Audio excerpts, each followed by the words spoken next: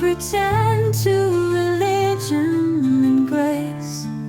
Allow there's a hell, but dispute of the place. But if hell may by logical rules be defined, the place of the damned, I'll tell you my mind.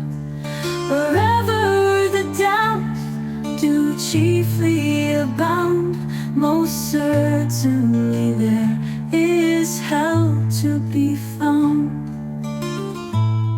Damned poets, damned critics, damned blockheads, damned knaves, damned senators bright, damned prostitute slaves, damned lawyers and judges, damned lords and damned squires, damned spies and informers, damned friends and damned liars.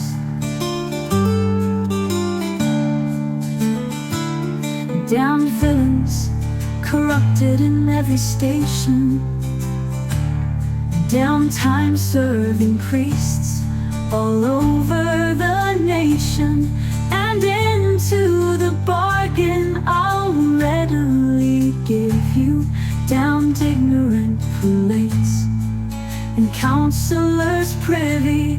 Then let us no longer by parsons be flamed, for we know by these marks the place of the damned. And hell, to be sure, is at Paris or Rome. How happy for us that it is not at home.